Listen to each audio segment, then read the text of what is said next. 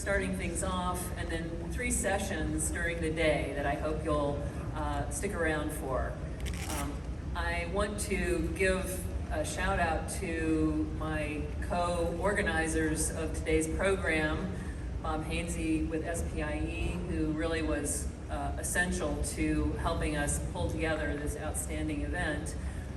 And then several others who you'll get to meet today, Anka Lohman, Barbara Goldstein, and others who worked over the last several months to pull this together. So thanks to everyone. So with that, my name is Celia Merzbacher. I'm the Executive Director of the Quantum Economic Development Consortium.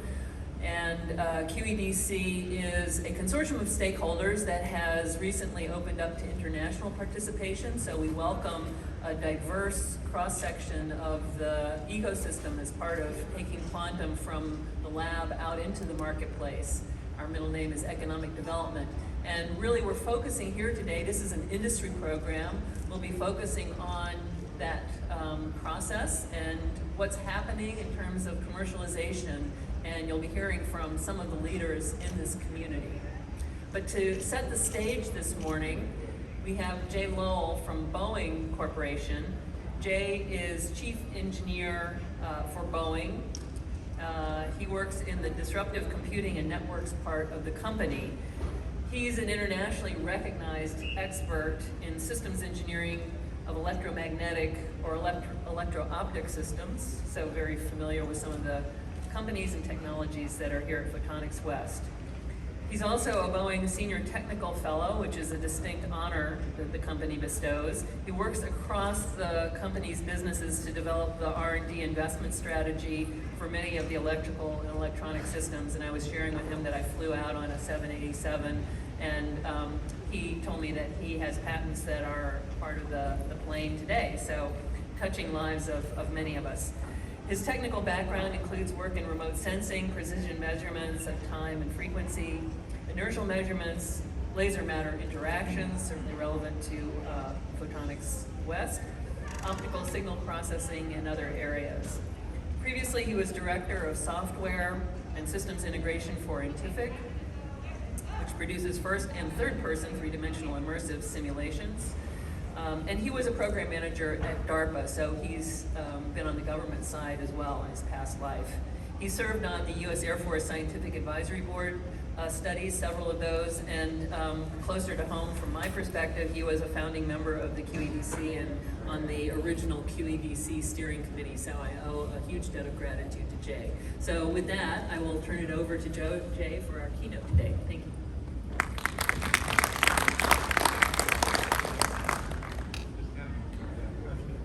Thank you, Celia. So before we get started today, I want to make an apology up front. So I've made a presumption here that what I'm going to talk about really is to try to paint a landscape for 2 distinctly different audiences. And if you're not one of those audiences, I'm apologizing to you now. The first audience is people from the photonics industry who really are trying to understand how the things that they do might show up in the development of quantum technologies. And the second is the people who work in quantum technology space who are trying to figure out how they might better use those things that are going on in photonics to make their systems better. So that's kind of the perspective that I'm trying to take and present here in the talk today. The other apology I want to make is if I've left some company out, it was not intentional. None of the lists that are in here, whether they are of a particular type of sensor, whether they're of companies that are representative of working in particular fields, are meant to be complete. They're meant to be starting points and enough of an example to get you going. So with those things and caveats in place, let's go ahead and start moving on. Again, to set the stage here, the photonics industry is one that has been growing rapidly for a long period of time, but the projection for growth in the next 5 to 10 years is pretty phenomenal.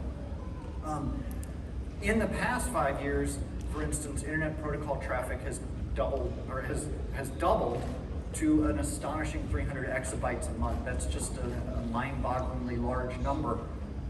And a lot of that growth has been driven by the development of more reliable and more capable photonic components.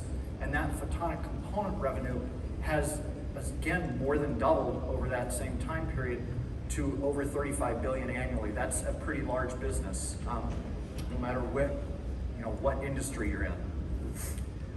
There are a lot of different ways in which photonics drives this growth, but really, people tend to lump these things into three kind of segments. There's data communication, that is the shipping of data back and forth. There's the telecommunications, that is the shipment of audio signals back and forth. And then telecom access, that is those points that actually get you into those various data networks or voice networks. And really those market segments are all growing and are all expected to grow. So if you're working in the photonics industry, you have a lot of growth that's already just sitting in front of you. Why should you care about the fact that there are quantum technologies where you can do work? Well, likewise, the quantum technology space, that as an industry, although it's in its infancy, is also projected to have significant and substantial growth over the next 5 to 10 years, and presumably beyond. Again, this is a piece of a recent market sizing survey from the Quantum Insider. There are others. The QEDC has done similar market sizing exercises, and almost all of them forecast significant and substantial, much more than doubling growth over the next 5-year period. So you have an industry in the quantum technology space that's also got a lot of growth ahead. So how are we going to chocolate and peanut butter these two things together to get a nice little Reese's peanut butter cup? That's the question of the day. All right, so to address this, I'm going to kind of divide and conquer. Not all quantum technologies are the same, not all quantum technology applications are the same, and not all the overlap with photonics is the same. So let's kind of break it down into manageable chunks that we can talk about and really discuss one at a time.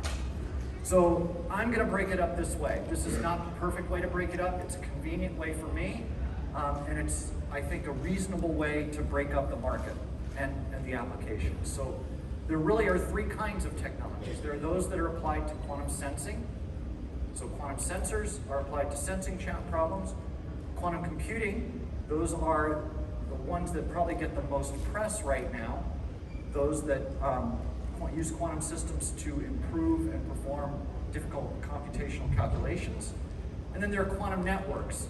Quantum networks are a lot like other networks, with the distinct difference that they are actually changing or linking the quantum aspects of different nodes of that network.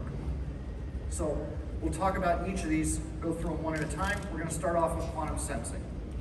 So again, quantum sensors use a quantum system. By that I mean something like an atom or a semiconductor that has a distinct two-level system that we can point to, and the quantum effects around that distinct two-level energetic system to improve our ability to measure things. In this case, we're going to look at time, fields, or forces, are predominantly what those measurements are.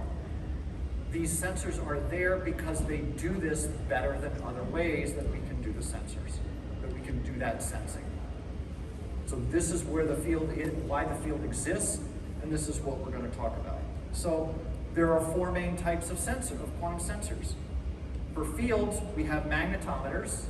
Those are sensing magnetic fields, as you might tell from the name. We have clocks, which aren't really sensing a field. They are simply measuring the frequency of oscillation of some electromagnetic wave and tracking the evolution of that frequency over time to keep track of time. Inertial sensors, those measure inertial forces or rotations. So those are likely seen, you've heard, if you're like me and work in the aviation industry, you wouldn't hear about inertial sensors, you would hear about, well, you hear about inertial sensors and then you hear about accelerometers and gyroscopes. Then the last type are electric field sensors or even radio frequency antennas that are a burgeoning and growing area of quantum quantum sensors. So let's start off looking at these magnetometers because they're kind of the simplest and easiest example. Really, a quantum magnetometer is a great sensor. So it is exquisitely sensitive, that tens of femtotesla per root hertz. So to give you a sense, Earth's field is millitesla, right? So you're 9 orders of magnitude below Earth field and able to sense deviations of the quantum of the magnetic field at that level.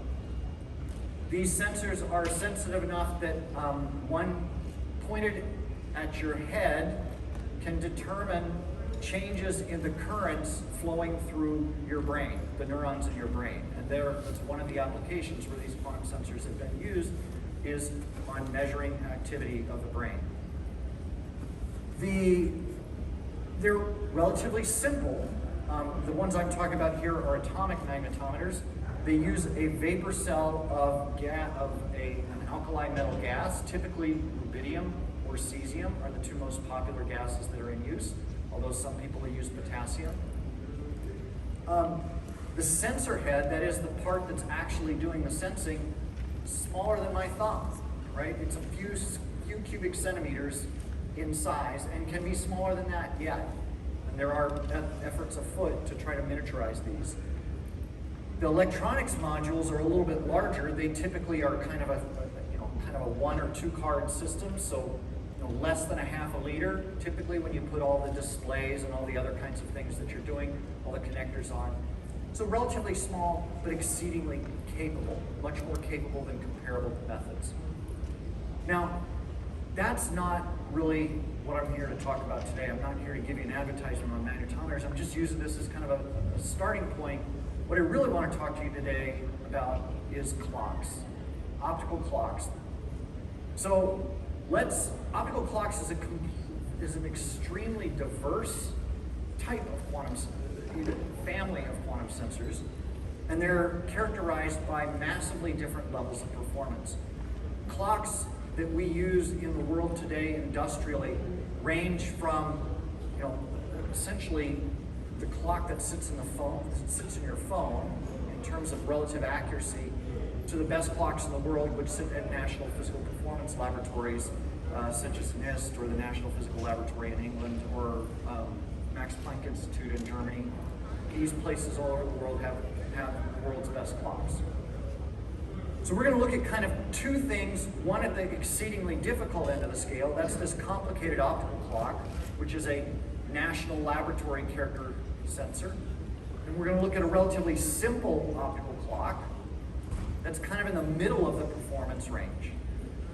So let's start with the one on your left, my right.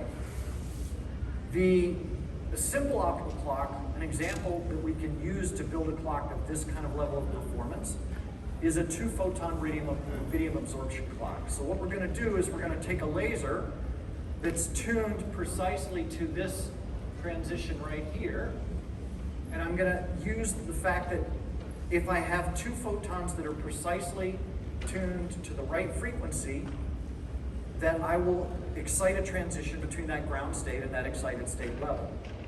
That transition is about 1 kilohertz wide on an optical frequency that is 700 nanometers in wavelength, so a very high optical frequency of the hundreds of terahertz range.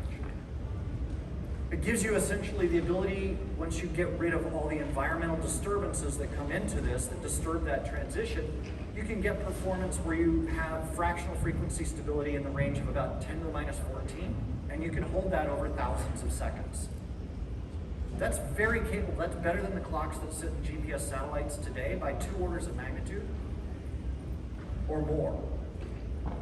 So better timing, again, the thing that I sometimes fail to appreciate that the general population doesn't understand is timing drives innovation in almost everything that we do in the world today. Timing is the source of all of the errors and uncertainties in location in GPS. They really come down to the fundamental errors, come down to how precisely can I tell how long a signal took to get from a GPS satellite to where I am based on the time transfer method of the signal that's sent.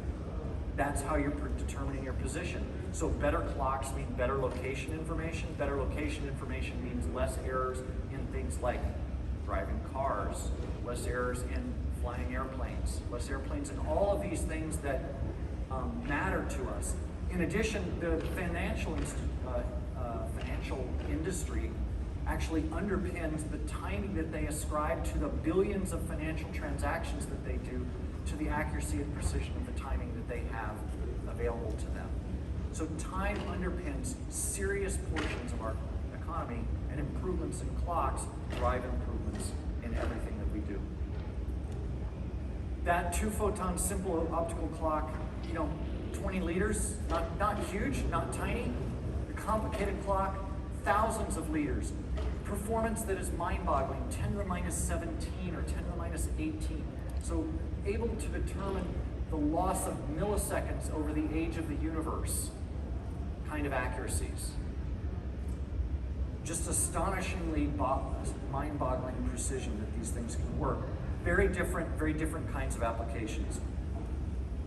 So what are the photonics requirements that these clocks need? What is it that they use at their heart that overlaps the advances that this technology needs to become products that are out in the world today? And so that's really the focus here. 2-photon rubidium clock. Let's talk about the two aspects of the system. There's the laser, right? How do I excite the transition that I'm driving, that I'm basing my time and frequency on? Again, the laser requirements are not that bad. I need a wavelength around 778 nanometers. I have a line width requirement that's challenging, but not world beating. A kilohertz is a relatively narrow laser line width, especially if you're trying to do that with a semiconductor material.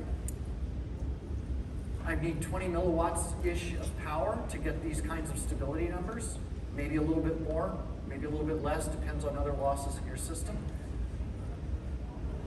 But to produce that 778 nanometers, again, to meet all of those requirements together and be able to do that over long periods of time in something that deploys, that's an area that's ripe for an enhancement in our capabilities today.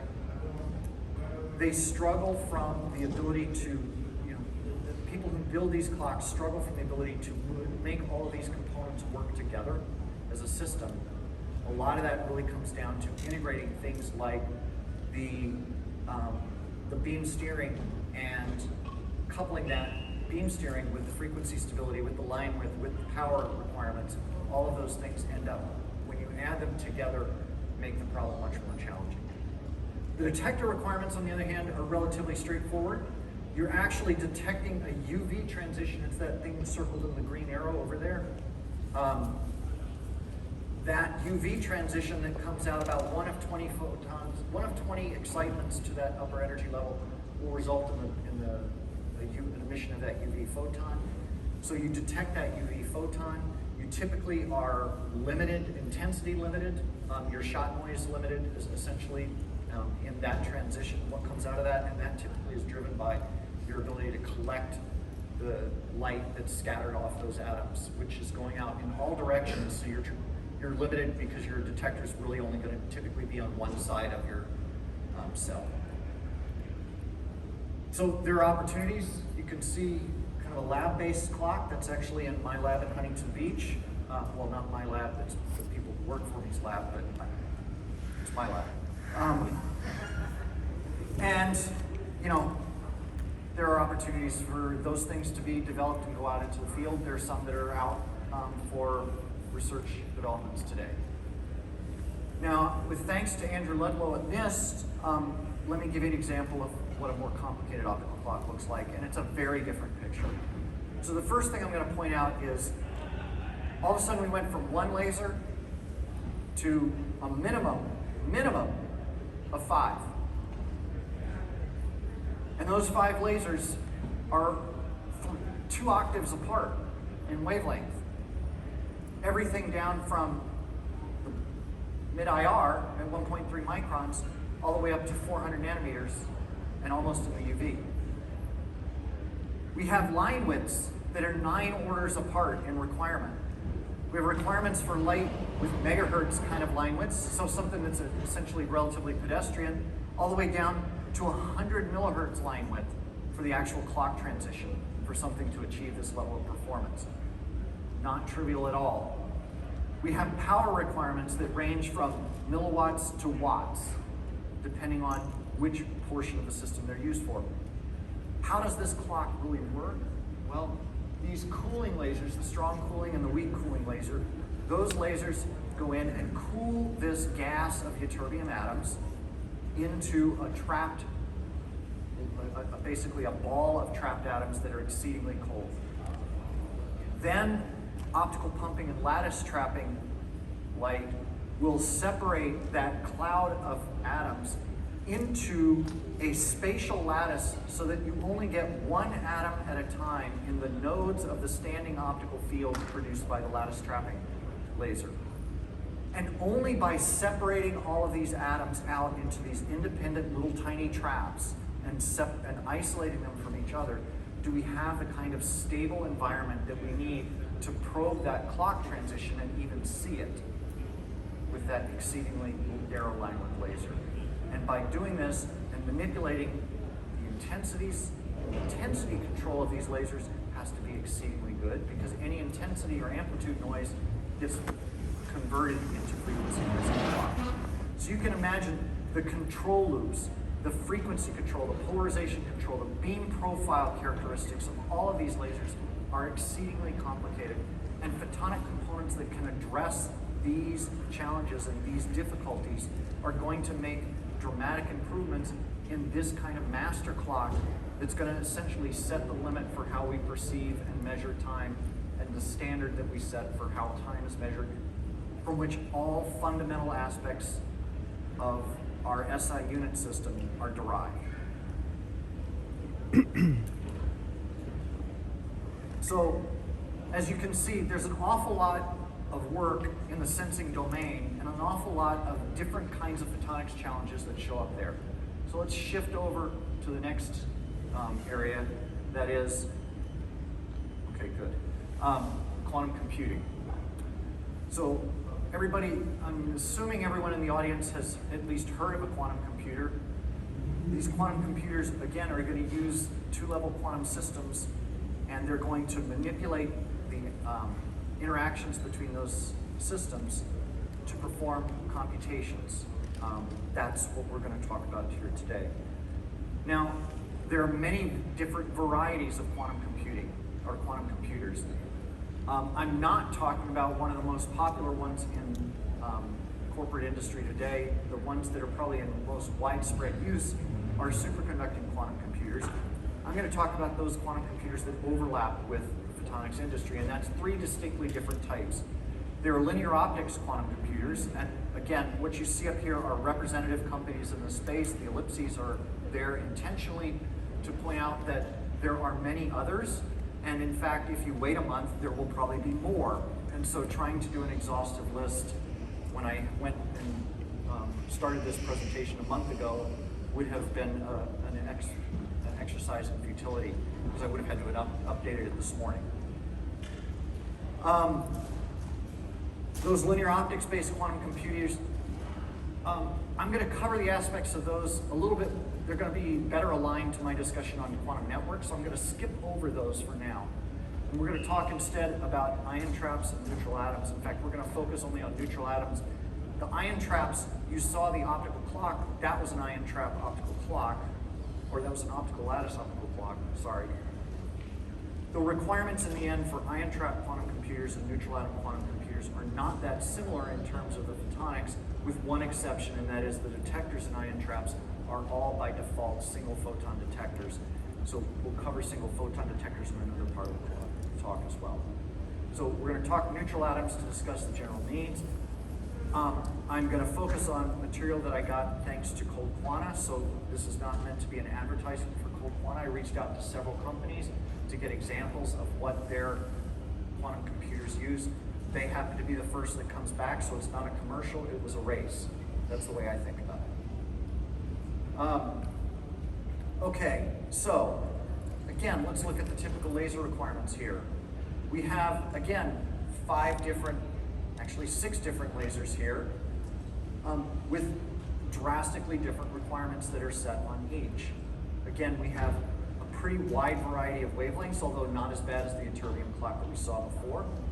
Again, the way this functions, we have a cooling laser that is essentially taking this gas of thermal atoms and cooling it down to microkelvin or nanokelvin temperatures. The pumping laser is actually cycling the atoms so that they're continually affected by that cooling laser and maintained in a cold state. And then the trapping atom is actually holding all of those into a specific location in space. Once all of those things are done, then this,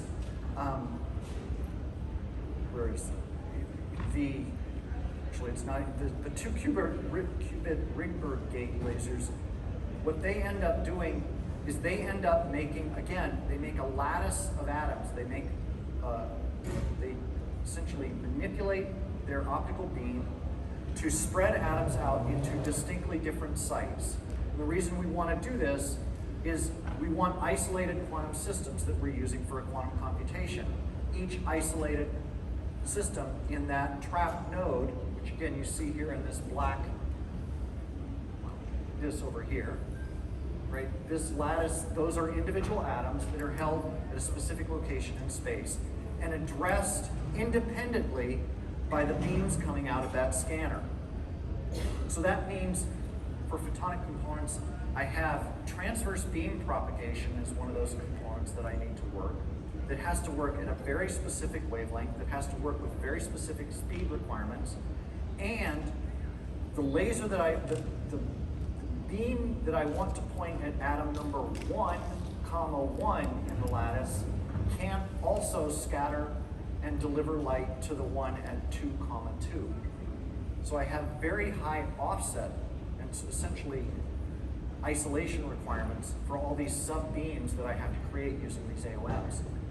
These are very challenging requirements for modulators in general and for transverse beam propagation to do.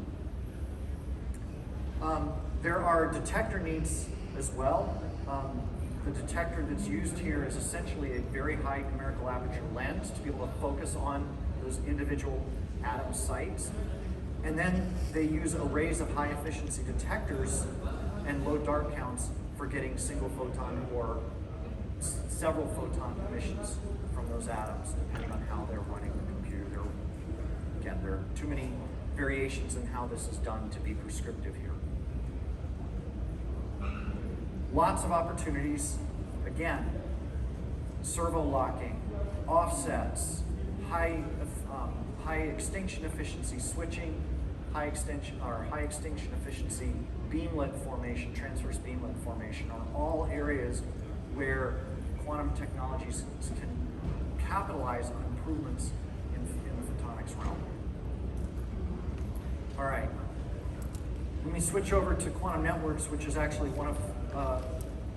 really one of those areas where I think that there's been an underselling of the potential here, and I believe that there's a lot of potential growth and advancement that can go on. And what we're talking about here is a network that is going to use a quantum effect to link 2 distinctly different quantum systems and exchange quantum information back between the 2 of them. So, to put it another way, I'm going to take quantum system here, quantum system here, and I'm going to entangle them such that they behave collectively in a very prescribed way, despite the fact that this one may be in one building and this one may be in another building. Or this one may be in one city and this one may be in another city. This, because it is in effect a communication network, right? A quantum network is a communication network. It's just what is being communicated is not a binary signal. It is instead the quantum state information, or the entanglement itself, that is being transmitted across this network. It is using single photons as the vehicle for this. Because of this, it really overlaps incredibly well with the photonics industry. It is the photonics industry with the hardest requirements you can imagine for building a network.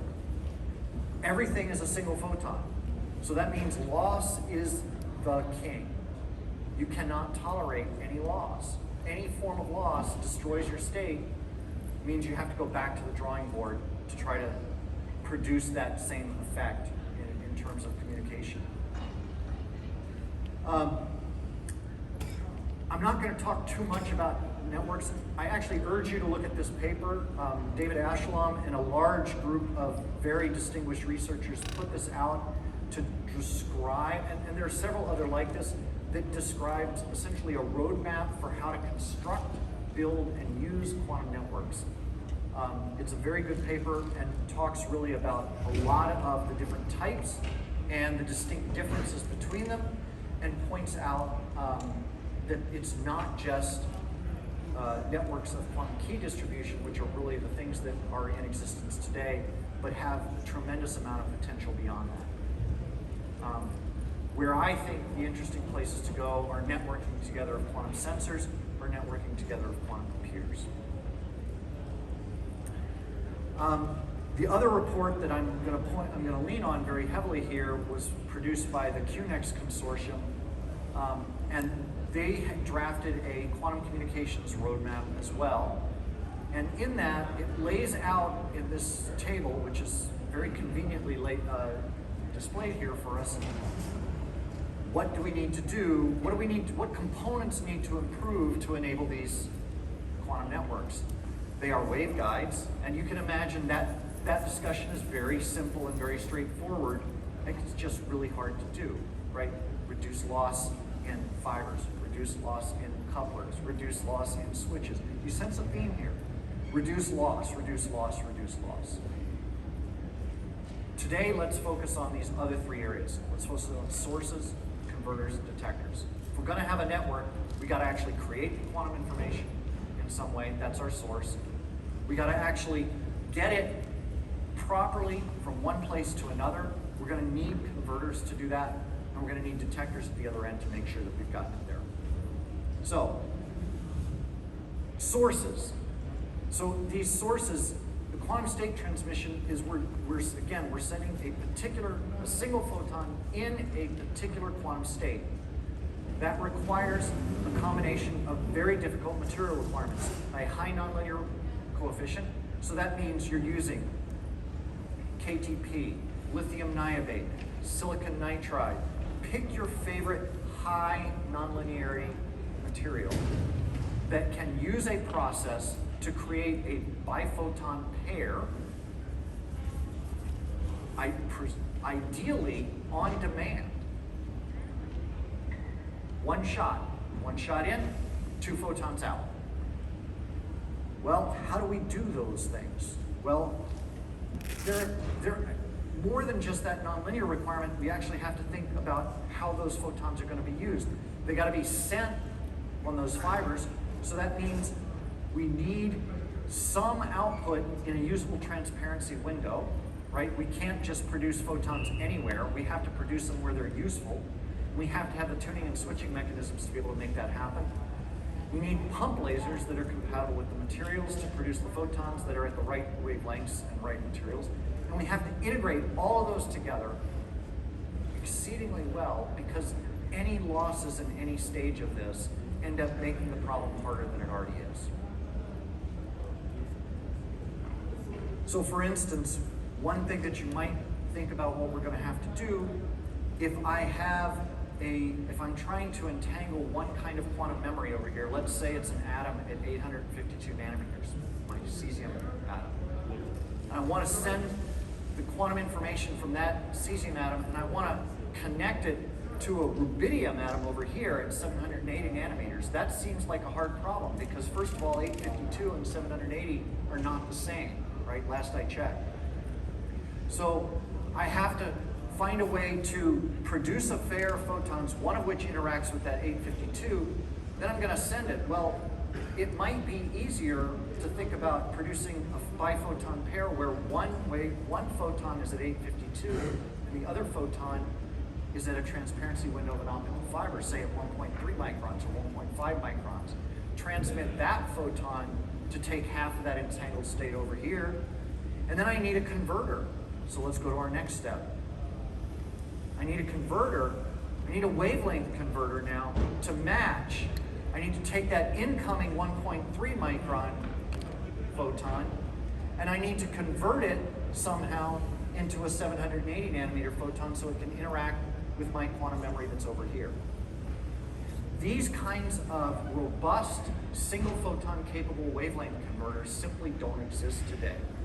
They are not integrated products, they are not integrated devices. They are hero experiments that people do in labs that take months to try to get the concept to work.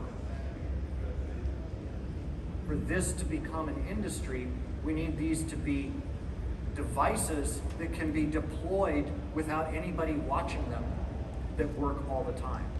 There's a lot of development ahead and a lot of overlap with areas, again, that are advancement in these technologies is going to drive advancement in other areas of photonics. Advancements in other areas of photonics are going to drive advancements in these kinds of technologies.